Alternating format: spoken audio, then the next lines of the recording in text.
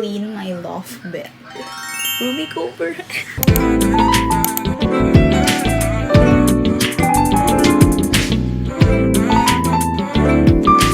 Hey guys, so for today's video, natatawa ako to clean my loft bed. Ruby Cooper. Ano mo, basta organize, clean. Ayusin natin ang aking bedroom space. So, yun. Dito ang aming bedroom. Tapos kasi kaming dalawa ni ate na yung natutulog dyan. Kumbaga, isang bedroom for the two of us. Kasi ayaw namin maghiwalay. Tapos yung tig-isa kami ng loft bed. So, yun. Makikita po natin kung gaano kakalat ang aking loft bed. In my defense, kasi nga, di ba, lagi ako nasa Maynila. So, hindi naman talaga ako nakakatulog sa loft bed ko. Madalas nga sa kwarto pa ni mama ko natutulog pag umuwi ako ng Cavite. So, you know, please don't judge. Kasi aayusin naman natin yan. So, pakita ko sa inyo. Guys, parang ayoko na palang ipakita. Sobrang kalat niya. Tapos, walang gusto ko lang din sabihin kasi guilty tayo eh. Every year ko to ginagawa, every vacation talaga, doon ko lang siya nadi-deep clean yung aking bedroom area. Ngayon ko lang naisip yung vlog. Kasi, you know, parang ang ganda niyang, i-document, lalo na pag before and after, na sana maganda ang after. Ito na lang, hindi po ko sila. Gets ko, alam ko ang kalat, alam ko ang kami. Nire-remind kami ni mama niyan palagi. So, you don't need to tell. So, this is the before, guys.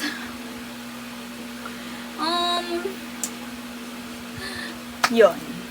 Itong taas, guys, huwag nyo na lang pansinin yung mga yan. This is what we're working with. Sobrang kalat, no? Gets ko na si mother. Kaya ayoko nagbibideo dito sa kwarto, guys. Kasi parang sobrang kalat talaga.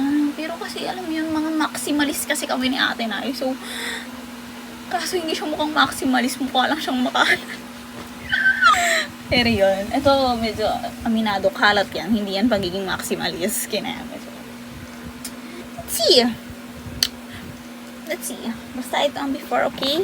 Lalahanin po natin. I hope may progress. So, kung hindi, i-delete ko na lang itong mga clips na to. Yan ang before. So, dito ako magpo-focus sa lower bunk. Charot, lower part nga. Kasi nandyan lahat ng gamit, lahat ng kalat niya. Pero, sa utak ko naka-organize yan, guys. So, now na nakita nyo na ang totoo, ito na ang background natin muna. Ang plano ko, guys, is by section natin ayusin at linisin at i-organize.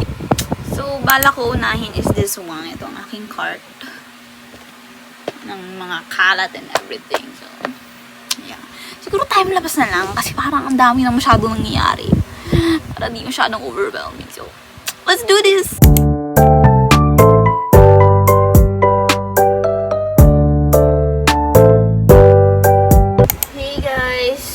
Kanina na-overwhelm ako, so medyo nag-stop po tayo. Kasi dito palang naiiyak na ako. Ano to? Paano ko to ayusin? Ganun. So now yan, tanang laman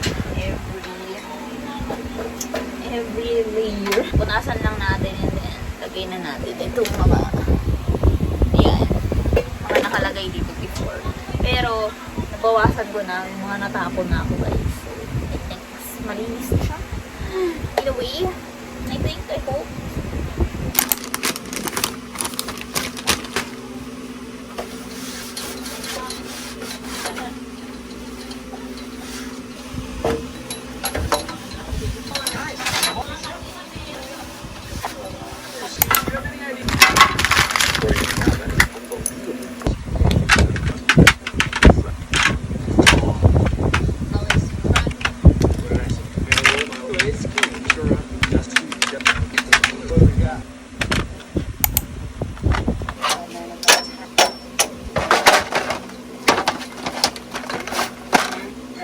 Hey guys, so ayan, ito palang na-accomplish ko sa loob ng 3 hours ba yun? Ang pagkakalikot at try mag-organize. So, hindi pa yan final, pero ito siya so far. Kasi may isa pa akong cart. So, baka may mga malagay ako dun. Tapos, lagay ko dito. Tapos, lipat ko yung mga nakalagay dito. So, yun lang yung nagagawa pa lang natin. And we still have more to go. Next ko is itong cart na sinasabi ko na isa. And then, dito tayo next time. Hey guys! 2 days later, makaalat pa rin ang kwarto ko. Ngayon na lang ulit ako mag-aayos. So, our next agenda is this cart right here. So, let's do it.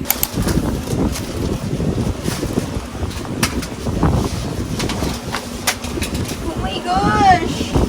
Sobrang dami. This is what we're working with. Time-lapse time.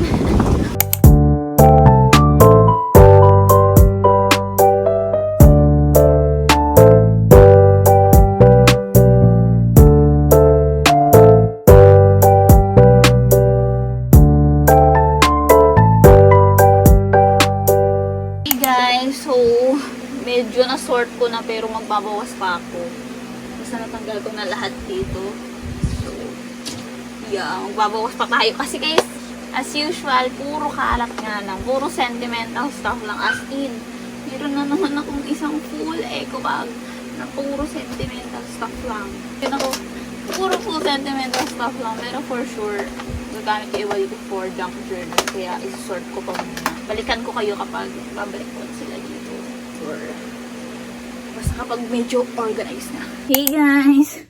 3 hours later. Still super overwhelmed. Pero yun, tapos na natin i-sort and everything. At magbawas, sobrang bawas naman in fairness. Isang malaking garbage bag ang na-fill. At lahat yun ang galing lang dito. Sobrang crazy guys. Hindi ko pa maano kasi hindi ko alam kung ikikip ko pa sila dito. Kasi alam ko namang hindi ko na to gagalawin. Mga sentimental stuff na lang to. Nice. Babacuumin ko yung likod nito. Yan, yung likod niyan. And siguro bawasan ko na din yung dito sa likod na itong cart na to. Kasi sobrang daming kalat niyan. So, let's do it. What are these? Oh my God.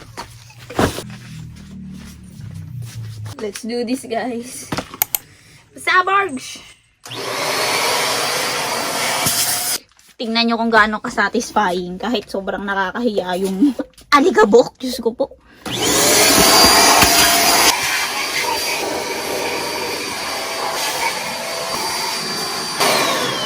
Okay na yan for now kasi for sure mag-vacuum tayo ulit.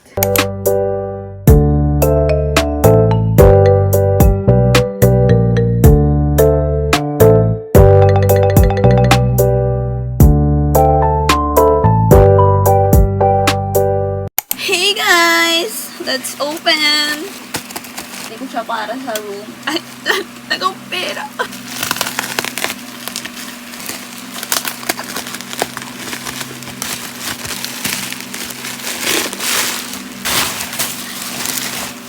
Pinili ko yung color beige kasi ayoko naman ng gray. And mas mahal na yung like may pink na variant and everything. So, ito na guys. Neutral.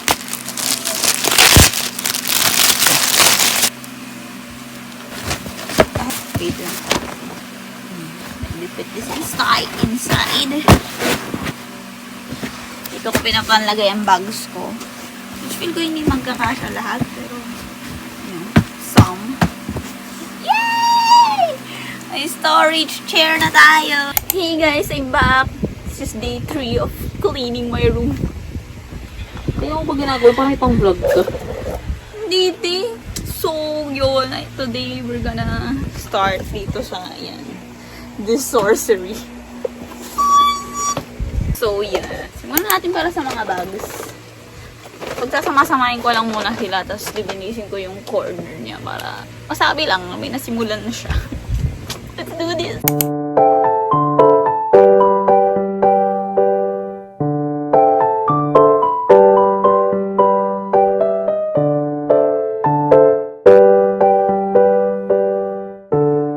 Dami ko palang bags guys, grabe. So, wala naman akong other way to store them ng mas maganda. So, ilagay ko na lang sila sa iba-ibang bags. Thank you for ang tawag na to. Dito lahat ng backpacks ko. Isang tote bag. Nandito yung iba ko pang medyo big bags. Medyo medium to large bags. Nandito dito. Tsaka dito sa bag. So, basically, bags in a bag. Huh? So, Lagyan na natin. So, dyan sa space ko na yun ilalagay. At hindi po cash. Hindi, kasha yan. Sipilit na. Ang pangit. So, ganyan na lang guys ginawa ko. Isang bag na lang kasi ang laki pala. At ang hirap isiksik. Ang pangit tingnan. So, dito na lang yung dalawa pang bag. Nalinis ko na yung kanina.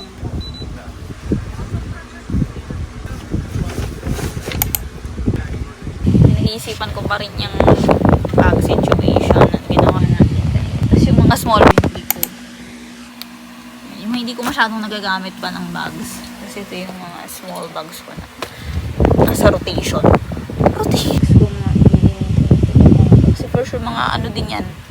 Mga anik-anik, mga abubot, mga kinolekta lang niya ulit na basura, na sentimental stuff. So, sort natin ulit yan. Tatagal na naman tayo pero para mabawasan na. So, gusto ko lang i-share kung gaano talaga siya ka-sentimental at kagrabe talaga. Look at this. Look at this. Kinip ko tong mga to. Talaga dati pa siya nagugupit. So I think last time, dun talaga ako fully nag-start na mag-sort through ng kalat and sentimental kalat anik-aniks ko from ever since. Pero di ko napakita sa inyo yung process. Pero ang rule ko na sa sarili ko simula ngayon. Pag di ko na maalala kung ang tungkol saan yung kinip ko, tapapon ko na. Kaya yan itong resibo na to. Kaya ko to guys, kaya ko to. Seryoso to guys, sakit ko na kasi talaga to. This is a very sentimental person na sobrang makakalimutin. So, saying goodbye to this. To more.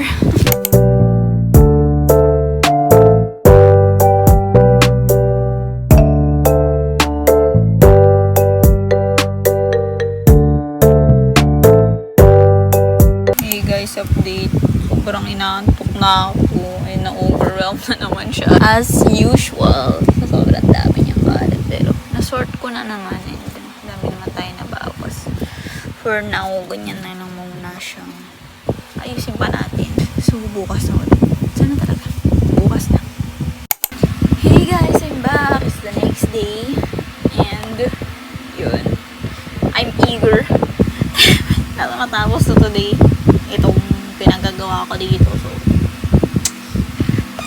dito lang naman is this. Dami pa pala. 5 pa. So,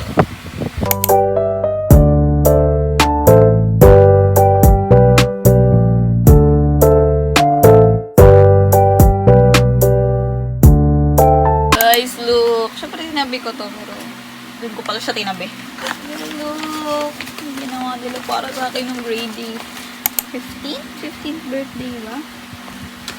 Babasahin ko muna siguro to si I love you junior high school friends, Jerome friends. Kaibigan ko pa rin naman hanggang ngayon. Maraming salamat. Cute! Ang schoolmates, batchmates namin na nakiko-operate dito at sumurap din talaga sila ng note for me. Iyalam ko ikaw ang pinaka nakaisip nito. Kaya love you so much. Another gem guys. From LM pa to guys. Ewan ko grade 3? 4? St. John Days. Grabe. Ano mga letter yan. Parang ano to activity namin to. Tapos magbigayan kami ng letter sa isa't isa. Pero anonymous. Guys. Kinip ko guys. Hey guys. One down. Yun na yung pinakamalinis na kaya niya kasi na-stain na siya.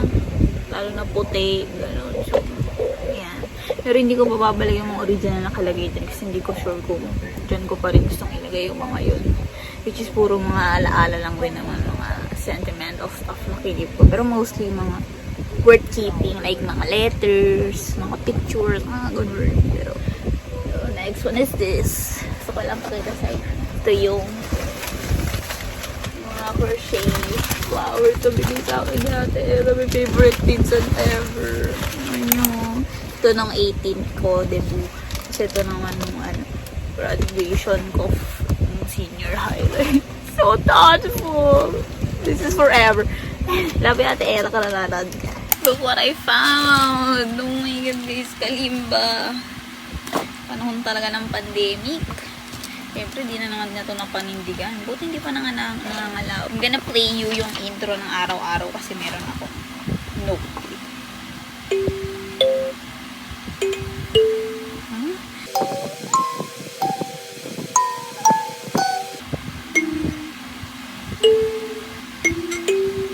Ang bahagal. So, yun. Nakakatawa. Done na dito and sure na ako na same pa rin ng layout. So,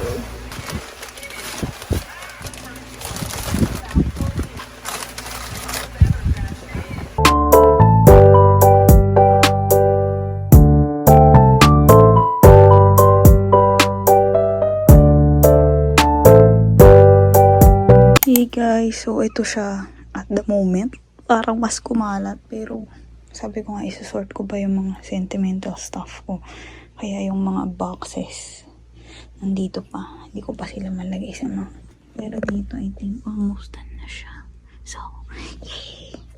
Bukas na ulit kasi pinapatulog na ako ni mama. So, sana matapos na. Hey guys! I'm back! So, as you can see, there's progress at malinis na siya compare sa last time. Like, lahat ng basura nawala na. As yan, ito na to. Ito na lahat ng mga nakinip at ikikip ko. Last ko na lang gagawin is siguro onting arrange pa. Actually, nakita niyo bago na ulit yung mga nakalagay dito sa second and third. Tapos dito din. Gagawin ko na ngayon is mag-vacuum na ulit tayo. Magpupunas-punas. Kasi naalikabukan na naman agad. Wala pang isang linggo. So, yeah.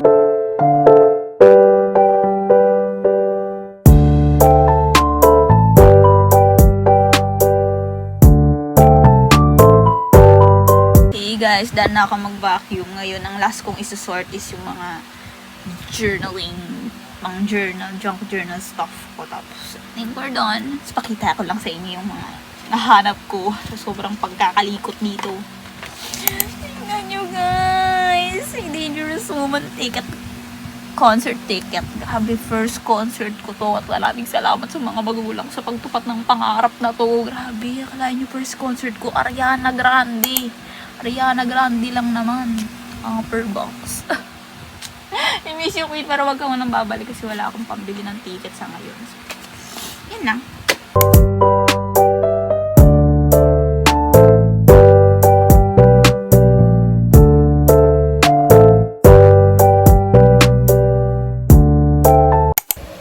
Hey guys! Welcome sa taas ng aking loft bed. Nandito tayo ngayon. At I've decided to finally let go. And, hindi, tatanggalin ko na sila lahat kayo sa wall. Sinong, pwede naman nating junk journal na lang yung mga yan. Goodbye. Ako eh, para kasi yung mga photo book pics malagay ko na sa bago kong biling album. Mapakita ko sa inyo later. Let's remove.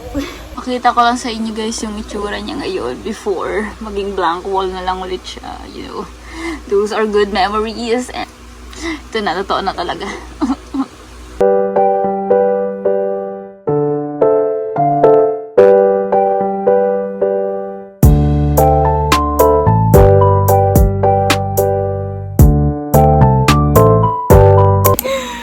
It's officially guys.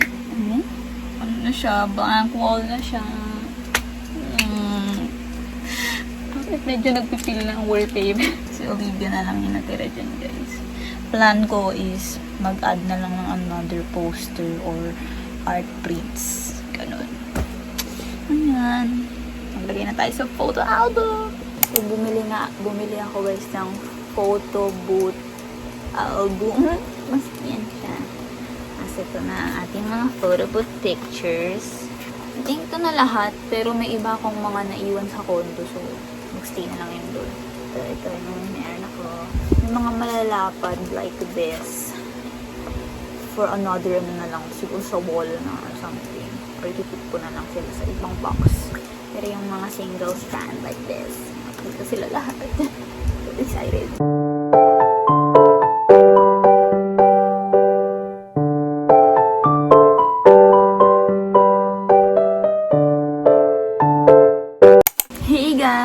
sana naririnig niyo ako. Pero, dumating na ang ating final touch-ups. Final panglagay sa ating loft bed. So, na-unbox ko na siya. Check my TikTok account for the unbox. First is this. Pang buong kwarto to kasi ang tagal na nag-ano natin na. Bumili daw ako ng ilaw dito para sa kwarto. Tapos 4 na filters pa ito. And then, bumili din ako ng LED lights. LED lights. Whatever you call it. Kung hater kayo, whatever. Kung dati, nung bago pa lang tumurong, ganun din talaga yung ilaw nito. Pero mas social kasi like may remote and all. Ito, isang kulay lang. White lang. Gusto ko kasi may ilaw sa ilaw. Kasi ang dilim. Libot ko sa taas. Like, yan. Dun sa taas. No. Last is carpet guys. Akala ko light pink siya. Pagkakita ko sa picture. Ay, dun sa picture. Pero medyo bright siya ha. Sige, okay na yan. Sige, parang tayong si Barbie kung baga. Living the Barbie ba. At ang laki guys, in fairness. 150 lang po. Laki. Laki talaga. Let's assemble. This is the after, guys! Abi. Meron naman palang. Pwede naman pala siyang maging malinis. At maging maayos. Medyo natatakpan ito. So, alisin ko to. Yan. Ganyan na siya. Andito talaga ako ngayon kasi may tinatago akong kalat. Pero yan kasi puro dadalhin ko na yan sa condo pagbalik. Which is malapit na. So, this is her. Pati yung taas, wala na din yung mga damit dyan na pinakita ko last time. So, yun, naayos ko na din yun. Inayos ko na rin yung closet ko. Pati itong mga pambahay clothes. Kasi talaga nag-declutter talaga ang above. Pero di ko na na-vlog yun. Ito na yung final, guys. Kasi medyo iba pa yung tsura dun sa timelapse eh. Parang mga ilang weeks na to after nun. Ilang weeks na akong tumatambay dito kasi tapos na. Pero ngayon lang ako nakapag-video ng after. So, this is her. Pakita ko sa inyo pag madilim. Madilim! Tada! Ay, yung pangit siya tingnan. So, pangit tingnan dito. Pero ganyan siya pag madilim. Naka-on ang ating LED lights. Uupo tayo sa ating carpet. Ang pangit! Bakit? Wait lang. Yan, I think. Much better. Ay, parang asim ko na dito. Ito na siya, guys. Ganito siya. Ito ang naging katumbas. Isang buwan kong pag-aayos, paglilinis, pagsusort sa aking sobrang daming sentimental na stuff / basura. So, yun. Ito ang yan siya. Pagod ako, guys. Paano ko i-edit to? Thank you for joining me sa journey na to sa paglilinis ng kwarto. Sana ma-motivate din kayo maglinis kung madumi ang kwarto nyo. So, yan. Bye!